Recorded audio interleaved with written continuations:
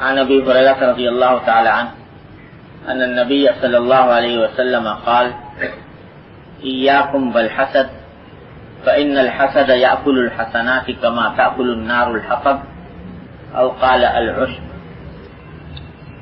پچھلے کافی دنوں سے باطن کے اعمال اور باطن کے گناہوں کا بیان چل رہا ہے، اور یہ عرض کیا گیا تھا کہ جس طرح اللہ تبارک و تعالی نے ہمارے ظاہری اعمال و افعال میں بعض چیزیں فرض و واجب قرار دی ہیں، بعض چیزیں گناہ قرار دی ہیں، اسی طریقے سے ہمارے باطن میں بہت سے اعمال فرض ہیں اور بہت سے گناہ ہیں، حرام ہیں. ان سے بچنا اور ان سے اجتناب بھی اتنا ہی ضروری ہے جتنے ظاہر کے کبیرہ گناہوں سے بچنا ضروری ہے. تو ان میں سے کچھ کا بیان پیچھے ہوا ہے. پچھلے بیان میں ریاکاری کا ذکر تھا، اس سے پہلے تکبر کا بیان ہوا، اس سے وغیرہ کا. تو آج اسی سلسلے میں ایک اور خطرناک باطنی بیماری کا ذکر مقصود ہے، اور وہ ہے حسد. اور یہ حدیث جو میں نے ابھی آپ کے سامنے پڑھی ہے، اس میں اسی بیماری کا نبی کریم صلی اللہ علیہ وسلم نے بیان فرمایا. ترجمہ حدیث کا یہ ہے کہ حضرت ابو ہریرہ رضی اللہ تعالیٰ عنہ روایت کرتے ہیں کہ نبی کریم صلی اللہ علیہ وسلم نے ارشاد فرمایا کہ ایاکم بالحسد، حسد سے بچو. فإن الحسد یأکل الحسنات کما تأکل النار الحطب. اس لیے کہ حسد انسان کی نیکیوں کو اس طرح کھا جاتا ہے جیسے کہ آگ لکڑی کو کھاتی ہے.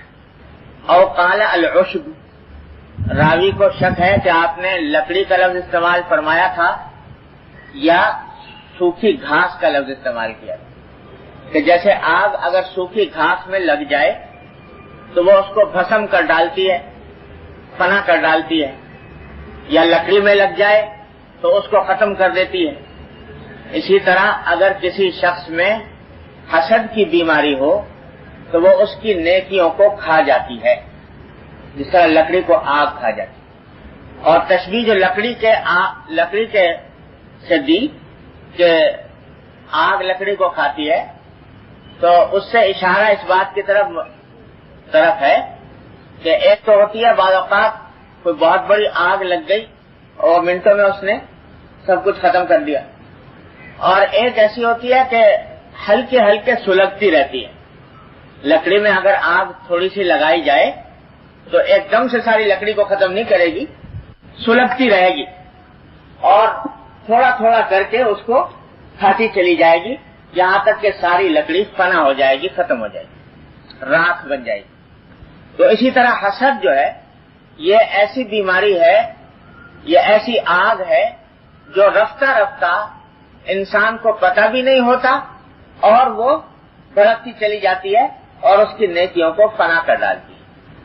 کہ جیسے ایک ہلکی سی آگ اگر لگ جائے تو پتہ نہیں لگتا، معلوم ہوتا ہے اسی جگہ پر ہے، لیکن رفتہ رفتہ وہ بڑھ رہی ہے.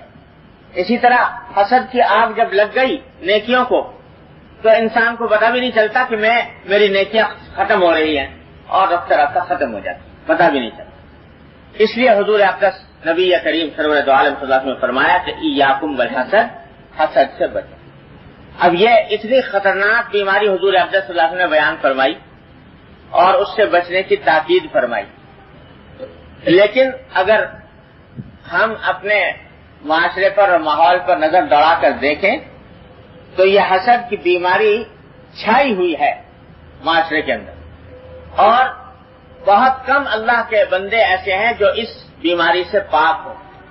کسی نہ کسی درجے میں، کسی نہ کسی مرتبے میں حسد کا گزر دل میں ہو جاتا ہے، اور بچنا اس سے فرض ہے. اس سے بچے بغیر گزارا نہیں، بچنا فرض ہے. لیکن خیال بھی نہیں آتا اور دھیان بھی نہیں جاتا کہ ہم اس بیماری میں مبتلا ہیں. اس لیے اس کی طرف بڑے اہتمام کی ضرورت ہے. پہلے تو یہ سمجھیے کہ حسد ہوتا کیا ہے، پھر یہ کہ اس کے اسباب کیا ہوتے ہیں اور اس کا علاج کیا ہے. یہ تین باتیں آج کی بیان کا موضوع ہیں: حسد کی حقیقت، اس کی قسمیں اور اس کا اسباب اور اس کا علاج. اللہ تعالیٰ اپنی رحمت سے اس بیماری کو، اس بیان کو ہمارے دلوں سے اس بیماری کے ختم کرنے کا ذریعہ بنا دے. تو حسد کی حقیقت تو یہ ہے کہ ایک شخص کسی دوسرے کو دیکھا کہ اس کو کوئی نعمت ملی ہوئی ہے، دنیا کی ہو یا دین کی، اس نعمت کو اس کے پاس دیکھ کر دل میں جلن پیدا ہو کہ یہ اس کو کیوں مل گئی، اور دل میں یہ خواہش ہو کہ یہ نعمت اس سے چھن جائے تو اچھا ہے. یہ بیماری ہوتی ہے حسد. اللہ تبارک و تعالیٰ نے اپنے کسی بندے کو نعمت عطا فرمائی، مال دولت دیا فرض کرو، یا کسی کو صحت دی، کسی کو شہرت دی، کسی کو عزت دی، کسی کو علم دیا. اب دل میں یہ خیال پیدا ہو رہا ہے کہ یہ نعمت اس کو کیوں مل گئی اور اس سے چھن جائے تو بہتر ہے. اس کے خلاف اگر کوئی بات سامنے آئے تو اس سے دل خوش ہوتا ہے، اور اگر اس کی ترقی سامنے آئے تو اس سے دل میں رنج پیدا ہوتا ہے، افسوس ہوتا ہے کہ یہ کیوں آگے بڑھ گئے. اس کا نام ہے حسد. تو اگر دیکھو غور سے تو پتہ چلے گا کہ حسد کی حقیقت یہ ہے کہ اللہ تبارک و تعالیٰ کی تقدیر پر اعتراض ہے. اللہ نے یہ نعمت اس کو کیوں دی، یہ اعتراض ہے کہ اللہ تعالیٰ نے اس کو کیوں دی. تو یہ در حقیقت اللہ تبارک و تعالیٰ کی تقدیر پر، اللہ تبارک و تعالیٰ کے فیصلے پر اعتراض ہے. اسی لیے اس کی سنگینی اور خطرناکی بہت زیادہ ہے کہ اللہ کے اوپر اعتراض کرتا ہے، اللہ تعالیٰ پر، خالق کے اوپر، قادر مطلق پر اعتراض کرتا ہے، اپنے محسن اور منعم پر اعتراض کرتا ہے. اور ہوتا یہ ہے فکر کہ وہ نعمت اس سے کسی طرح چھن جائے. اب اس کے درجات مختلف ہوتے ہیں حسد کے، لیکن بنیادی بات اس میں یہ ہے کہ دوسرے کی نعمت سے رنجیدہ ہونا، اس کو کیوں ملی. یہاں ایک بات یہ سمجھ لیجئے کہ بعض اوقات ایسا ہوتا ہے کہ دوسرے کو ایک نعمت ملی تو دل میں یہ خیال پیدا ہوتا ہے کہ مجھے بھی مل جائے تو اچھا ہے. اس کو مل گئی، چلو مل گئی، لیکن مجھے بھی مل جائے تو اچھا ہے. اس کی خواہش پیدا ہوتی ہے کہ جیسی نعمت اس کو ملی ویسے مجھے مل جائے. اس کا نام حسد نہیں، یہ حسد نہیں، اس کو رشک کہتے ہیں. عربی میں غبطہ کہا جاتا ہے، اور بعض مرتبہ عربی زبان میں اس کے اوپر بھی لفظ حسد کا اطلاق ہو جاتا کر دیا گیا ہے، لیکن حقیقت میں یہ حسد نہیں ہے. یعنی اگر یہ دل میں خیال پیدا ہوا بھائی جیسا اس کا مکان آرام دہ، میرا مکان بھی ایسے ہی آرام دہ ہو جائے، تو یہ کوئی حسد نہیں، یہ رشک نہیں، اس میں کوئی گناہ نہیں. جیسی ملازمت اس کو ملی ہوئی ہے مجھے بھی مل جائے، جیسا علم اللہ تعالیٰ نے اس کو دیا مجھے بھی عطا فرما دے، یہ رشک ہے، یہ حسد نہیں ہے، اس کے اوپر کوئی گناہ نہیں. حسد اس وقت بنتا ہے جب اس کی نعمت کے زائل ہونے کا خیال دل میں پیدا ہو کہ وہ نعمت اس کی چھن جائے تو اچھا ہے. اب اس کے 3 درجے ہوتے ہیں. ایک درجہ تو یہ ہوتا ہے کہ آدمی یہ سوچتا ہے کہ وہ نعمت جو اس کو ملی وہ ملنا اس کو ناگوار ہو رہا ہے، اور یہ فکر ہے کہ اس سے چھن جائے مجھے مل جائے، اس سے چھن جائے مجھے مل جائے. تو اس کے چھننے کا پہلے قدم پر یہ خواہش ہے کہ اس سے چھنے، اور دوسرے قدم پر یہ ہے کہ مجھ کو ملے. تو یہ حسد کا ایک درجہ یہ ہے. ایک درجہ یہ ہوتا ہے کہ مجھے ملے، اگر اس کے رہتے ہوئے مل جائے تو بہت اچھا، اور اگر اس کے رہتے ہوئے نہیں مل سکتی تو اس سے چھن جائے پھر مجھے مل جائے. یہ بھی حسد ہے. اور سب سے خبیث ترین، ذلیل ترین، رذیل ترین قسم حسد کی یہ ہے کہ مجھے ملے یا نہ ملے اس سے چھن جائے. مجھے ملے یا نہ ملے لیکن اس سے چھن جائے کسی طرح، اس کے پاس نہ رہے، تاکہ اس کا جو امتیاز ایک پیدا ہوا ہے اس نعمت کی وجہ سے، اس کو جو مقام ملا ہے اس مقام سے وہ محروم ہو جائے. پھر مجھے یہ ملے نہ ملے مجھے اس سے بحث. یہ سب سے ذلیل، سب سے خبیث اور سب سے رذیل قسم ہے حسد کی، اور سب سے زیادہ خطرناک ہے، سب سے بڑا گناہ. اللہ تعالیٰ محفوظ رکھے. تو یہ جو کہتے ہیں بزرگوں نے کہا کہ سب سے پہلے حسد کرنے والا کون ہے؟ ابلیس، شیطان. اس واسطے کہ جب اللہ تبارک و تعالیٰ نے آدم علیہ السلام کو پیدا کیا اور اعلان فرمایا کہ اس کو میں زمین کی خلافت عطا کروں گا، زمین کا خلیفہ بنا، زمین میں اس کو اپنا خلیفہ بناؤں گا، اور فرشتوں سے کہا کہ سجدہ کرو، تو ایک اعلیٰ مقام بخشا آدم علیہ السلام، بس یہ شیطان جل گیا، اور وہ یہ کہ میں یہ کام نہیں کروں گا، اس واسطے کہ یہ مجھے مرتبہ نہ ملا، اس کو مل گیا۔ تو سب سے پہلے حسد کرنے والا ابلیس ہے، شیطان ہے، تکبر کرنے والا سب سے پہلے وہ اور حسد کرنے والا۔ تو یہ حسد کی اعلیٰ سب سے سنگین قسم یہ ہوتی ہے کہ دوسرے سے چھن جائے، اور اسی حسد کا ایک لازمی نتیجہ یہ ہوتا ہے کہ اگر جس سے حسد کیا جا رہا ہے اس کو کوئی تکلیف پہنچ جائے یا اس کو کوئی رنج پہنچ جائے، کوئی غم پہنچ جائے، تو یہ حسد کرنے والا خوش ہوتا ہے کہ بڑا اچھا ہوا، اس سے خوش ہوتا ہے، اس کی تکلیف سے خوش ہوتا ہے، ترقی سے رنج کرتا ہے اور تکلیف سے خوش ہوتا ہے۔ تکلیف سے خوش ہونے کو کہتے ہیں شماتت عربی زبان میں، دوسرے کے رنج سے، دوسرے کی تکلیف سے آدمی خوش ہو تو اس کو شماتت کہتے ہیں، یہ بھی حسد کی ایک قسم ہوتی ہے۔ تو حسد کی حقیقت یہ ہے کہ دوسرے کی نعمت کے زائل ہونے کی فکر کرنا، خواہش کرنا، اور یہ دل میں تمنا کرنا کہ اس سے یہ نعمت چھن جائے، پیسہ ہے پیسہ چھن جائے، دولت ہے دولت چھن جائے، عزت ہے عزت چھن جائے، ترقی ہے ترقی واپس آ جائے، یہ باتیں دل میں پیدا ہونا، اس کا نام حسد۔ اور اس کی اتنی زبردست وعید اس کے اوپر نبی کریم صلی اللہ علیہ وسلم نے بیان فرمائی، جو آپ نے ابھی دیکھتے قرآن کریم کے اندر بھی جگہ جگہ اس کے اوپر مذمت آئی ہے۔ قرآن کریم میں فرمایا ام یحسدون الناس علی ما آتاهم اللہ من فضل، کہ کیا لوگ حسد کرتے ہیں دوسروں پر کہ اللہ تعالیٰ نے اپنی نعمت دوسرے کو عطا کر دی تو اس کے اوپر حسد کر رہے ہیں، جل رہے ہیں۔ تو یہ اللہ تعالیٰ نے اس کی مذمت بیان فرمائی حسد۔ اس نعمت، اس حسد کی اس بیماری کا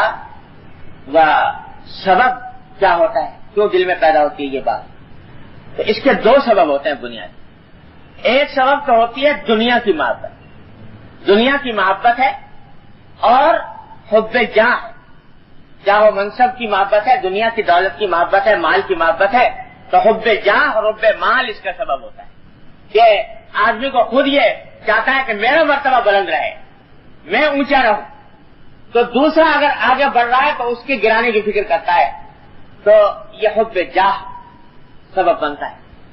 اور دوسرا سبب اس کا ہوتا ہے بغض، کسی سے دل میں بغض پیدا ہو گیا، کینہ پیدا ہو گیا، اس کینے کے نتیجے میں اس کی راحت سے تکلیف ہوتی ہے، اس کی خوشی سے رنج ہوتا ہے۔ اس کو یہ بغض اور حب جاہ یہ دو بنیادی سبب ہوتے ہیں۔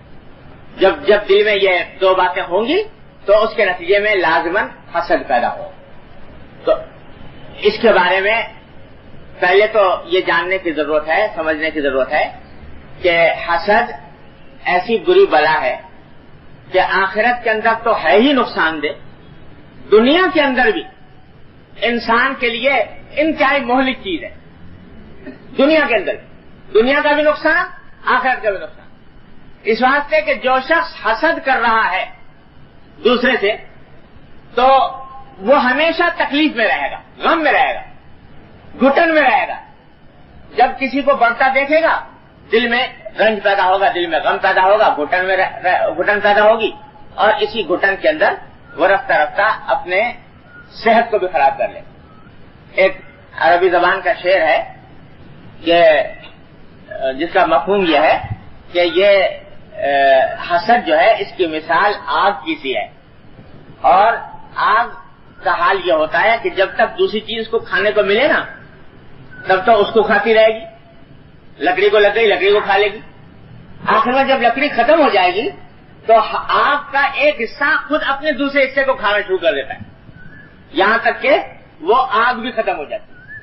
تو حسد کی آگ بھی ایسی چیز ہے کہ پہلے سے کوشش تو کر رہا ہے دوسرے کو خراب کرنے کی، دوسرے کو نقصان پہنچانے کی، لیکن جب نہیں پہنچا سکتا تو پھر بالآخر حسد کی آگ میں خود ہی جل جل کے ختم ہو جاتا۔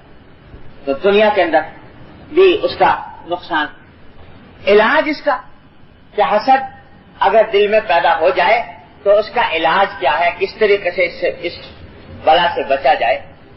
تو بھائی اس کا علاج سب سے پہلا تو یہ ہے کہ اس بات کا تصور کرے کہ اللہ تبارک و تعالی نے اس کائنات میں انسانوں کو اپنی خاص حکمت اور مصلحت سے نعمتوں کی تقسیم فرمائی. کسی کو کوئی نعمت دے دی, کسی کو کوئی نعمت دے دی. اللہ تبارک و تعالی نے اپنی خاص حکمت اور مصلحت سے یہ چیز مقرر فرمائی ہے جو فلاں چیز کو فلاں شخص کو فلاں چیز دینی ہے, فلاں شخص کو فلاں چیز دینی. اور اس دنیا میں کوئی انسان ایسا نہیں ہے جس کو کوئی نہ کوئی نعمت میسر نہ ہو اور کسی نہ کسی تکلیف میں نہ ہو. اللہ تبارک و تعالی نے 3 عالم پیدا فرمائے ہیں اس کائنات میں. ایک عالم وہ ہے جس میں نعمتیں ہی نعمتیں ہیں, تکلیف کا گزر نہیں, رنج اور غم کا گزر نہیں, اور وہ ہے جنت کا عالم. اس میں اللہ تبارک و تعالیٰ اپنی رحمت سے پہنچا دے تو غم اور تکلیف کا کہیں گزر نہیں, کوئی شائبہ نہیں, راحت ہی راحت, آرام ہی آرام, نعمت ہی نعمت. اور ایک اس کے مقابل میں اللہ بچائے دوسرا عالم ہے جس میں تکلیف ہی تکلیف, غم ہی غم, صدمہ ہی صدمہ, راحت کا نام نہیں, خوشی کا گزر نہیں, وہ ہے جہنم. اور تیسرا عالم ایسا پیدا فرمایا جو مرکب ہے دونوں سے, اس میں خوشی بھی ہے, غم بھی ہے, راحت بھی ہے, تکلیف بھی ہے, دونوں ہی چیزیں. اور وہ ہے یہ دنیا جس میں ہم اور آپ جی رہے ہیں. اس میں کوئی انسان دنیا کے روئے زمین پر آپ کو ایسا نہیں ملے گا جو یہ کہے کہ ساری عمر مجھے کبھی کوئی تکلیف نہیں پیش آئی. اس میں راحتیں ملیں گی تو ساتھ ساتھ تکلیف بھی ہوگی, اس میں آرام ملے گا تو اس میں ساتھ ساتھ کچھ نہ کچھ رنج اور غم کبھی حصہ لگا رہے گا. کوئی انسان اس دنیا میں ایسا نہیں جس کو راحت ہی راحت ہو, تکلیف نہ ہو. کوئی انسان ایسا نہیں جس کو تکلیف ہی تکلیف ہو, راحت نہ ہو. تو اللہ تبارک و تعالیٰ نے اپنی حکمت اور مصلحت سے یہ سارا عالم پیدا فرمایا کہ اس میں کسی کو کوئی چیز دے دی, کسی کو کوئی چیز دے دی, اپنی مصلحت سے عطا فرمایا. کسی کو مال دیا, مال دولت دی, کسی کو صحت دے دی. اس کے مقابلے میں اب وہ جو مال دولت والا ہے وہ صحت والے کے اوپر حسد کر رہا ہے یا رش کر رہا ہے کہ اس کو اتنی ایسی صحت کیوں مل گئی, اور جو صحت والا ہے وہ مال دولت کے اوپر حسد کر رہا ہے کہ اس کو اتنا مال کیوں مل گیا. تو یہ تقدیر کے فیصلے ہیں اور اسی کی حکمت اور مصلحت کے اوپر مبنی ہیں. اور کچھ نہیں کہہ سکتا کوئی انسان کہ کون شخص زیادہ راحت میں. دیکھنے میں بعض اوقات لگتا ہے کہ ایک آدمی کے بڑے بڑے کارخانے کھڑے ہوئے ہیں, بنگلے ہیں, نوکر ہیں, چاکر ہیں, کاریں ہیں, خدا نے کیا کچھ ایشو عشرت کا ساز و سامان ہے, اور ایک طرف بیچارہ مزدور ہے جو صبح سے لے کے شام تک پتھر ڈھوتا ہے, مشکل سے اپنے پیٹ بھرنے کا سامان کرتا ہے. اس لحاظ سے وہ مزدور اگر اس کو دیکھے تو سمجھے کہ بھئی اس کو تو بہت بڑی نعمتیں میسر ہے. لیکن ساتھ ساتھ اگر دیکھو اندرونی زندگی میں جھانک کر تو بسا اوقات پتہ لگے گا کہ جس کی ملیں کھڑی ہیں, جس کے بنگلے اور کاریں ہیں, جس کے پاس بے شمار مال دولت کا سامان ہے, صاحب بہادر کو نیند نہیں آتی رات کو, اور جب تک کہ نیند کی گولی نہ کھائیں. کھانے انواع اقسام کے چنے ہوئے دسترخوان کے اوپر, لیکن میدا اتنا خراب ہے کہ ایک سیکنڈ غذا کو بھی قبول کرنے کے لیے تیار نہیں. اعلیٰ درجے کے پھل موجود ہیں, غذائیں موجود ہیں, ایک سے ایک اعلیٰ درجے کے کھانے موجود ہیں, لیکن معلوم ہوا کے ساتھ میدے میں السر ہو رہا ہے, اور اس کی وجہ سے ڈاکٹر نے منع کر دیا کہ صاحب یہ چیزیں مت کھاؤ, وہ چیزیں مت کھاؤ. تو ساری نعمتیں آکار ہیں. رات کو نیند نہیں آتی, جب تک کہ کوئی گولی نہ لے اس وقت تک نیند نہیں آتی. اب بتاؤ کہ وہ آدمی راحت سے ہے جس کے پاس ہے تو سارے ساز و سامان عیش و عشرت کے, لیکن نیند نہیں آتی, بھوک نہیں لگتی, کھانا نہیں ہوتا. اور ایک مزدور ہے جو 8 گھنٹے کی ڈیوٹی دینے کے بعد ساگ روٹی ہی صحیح لیکن خوب پیٹ بھر کر بھرپور بھوک کے ساتھ پوری لذت اور حلاوت کے ساتھ کھانا کھاتا ہے, اور 8 گھنٹے کی بھرپور نیند لے کر اٹھتا ہے. بتاؤ راحت میں کون ہے؟ حقیقی راحت کس کو میسر ہے؟ اللہ تبارک و تعالیٰ نے یہ ساز و سامان بے شک ان کو عطا فرمائے, لیکن راحت کی حقیقت اس کو عطا فرمائے. تو یہ ان کی حکمت کے فیصلے ہیں. کون اس کے اوپر؟ میرے والد ماجد قدس اللہ وسلم اللہ تعالیٰ ان کے درجات بلند فرمائے. ایک مرتبہ فرمانے لگے کہ یہ جو دعا کھانے کے بعد پڑھی جاتی ہے کہ الحمدللہ الذی اطعمنا وسقانا وکفانا وآوانا وجعلنا من المسلمین. اس میں ایک روایت میں الفاظ یوں ہیں کہ الحمدللہ الذی رزقنا واطعمنا وسقانا. آگے اس طرح ہے رزقنا کا لفظ بھی. تو ترجمہ اس کا یہ ہے کہ شکر ہے اللہ کا جس نے ہمیں رزق عطا فرمایا اور کھانا کھلایا. رزق عطا فرمایا اور کھانا کھلایا، دو لفظ الگ الگ ہیں. تو میرے والد ماجد قدس اللہ وسلم فرمانے لگے کہ دیکھو یہاں اس روایت میں دو لفظ الگ الگ بیان فرمائے ہیں کہ اللہ نے رزق دیا اور کھانا کھلایا. یہ دو الگ کیوں؟ دو باتیں. بھائی رزق دیا اور کھانا کھلایا ایک ہی بات ہوئی، لیکن فرمایا کہ دونوں باتیں اس لحاظ سے الگ ہیں کہ رزق